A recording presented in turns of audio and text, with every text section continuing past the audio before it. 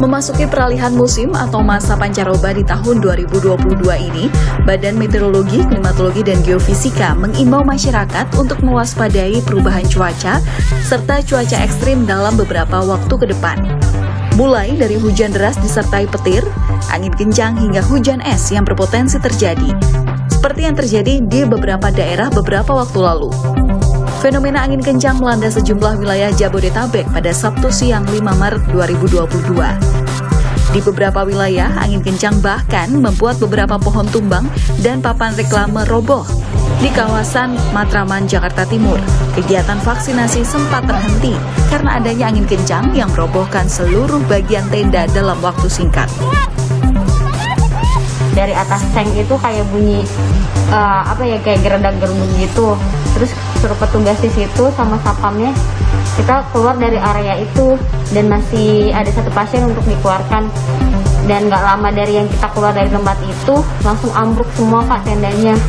Tapi alhamdulillah semuanya selamat dan pasien juga terevakuasi, tidak ada korban jiwa. Di Jalan Perniagaan Tambora, Jakarta Barat, sebuah pohon randu roboh diterjang angin kencang.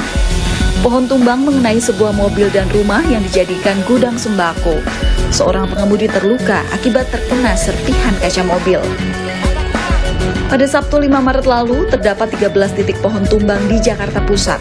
4 lokasi pohon tumbang dan 9 lokasi batang pohon patah diterpa angin kencang. Angin kencang juga melanda sebuah hajatan pernikahan yang berada di Jati Asih, Kota Bekasi, Jawa Barat. Akibatnya, tenda pernikahan roboh. Semua dekorasi, panggung, dan kursi hancur karena tertimpa tenda yang roboh. Di Desa Karangasem Barat, Kabupaten Bogor, Jawa Barat, angin kencang merobohkan sebuah tiang listrik beton PLN dan mengenai bangunan di bawahnya. Akibatnya, aliran listrik warga di 2 RW pun padam, namun PLN sigap dalam melakukan perbaikan.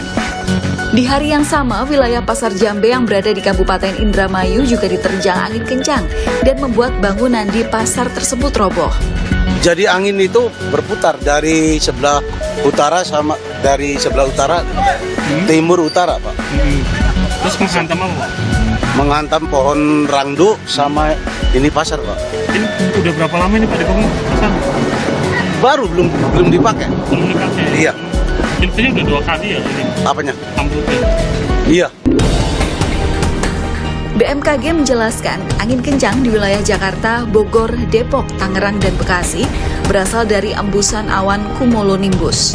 Awan cumulonimbus adalah jenis awan cumulus yang terkait dengan badan petir dan hujan lebat.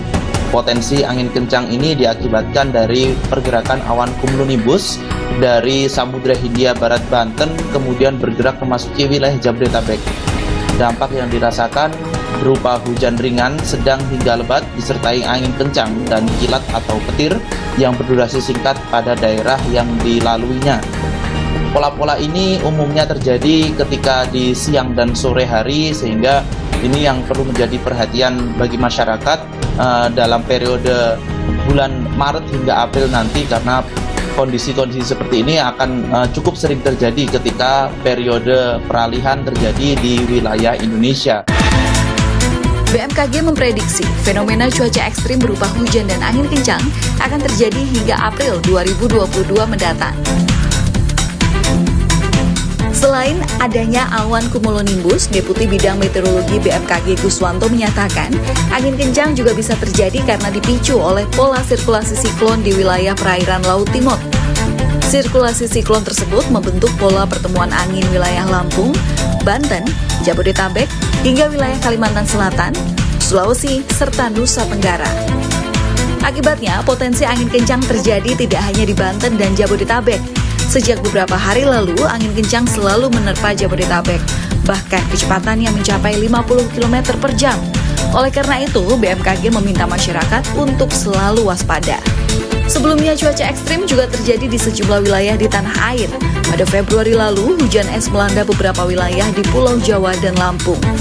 Mengecek terkait dengan rumah-rumah warga, dan alhamdulillah sampai saat ini tidak ada korban jiwa maupun material.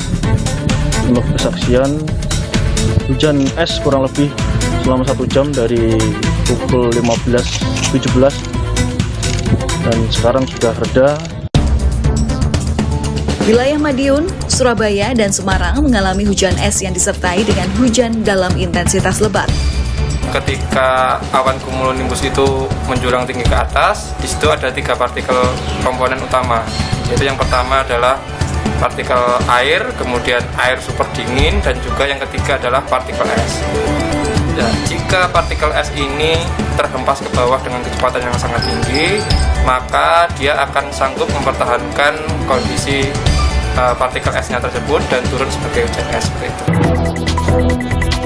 Fenomena hujan es juga diprediksi akan terjadi hingga April 2022. Oleh karena itu, BMKG mengimbau kepada masyarakat untuk tetap waspada terhadap kemungkinan terjadinya hujan es.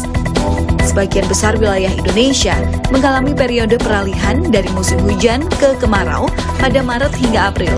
Selama periode tersebut, masyarakat diminta selalu waspada terhadap potensi cuaca ekstrim.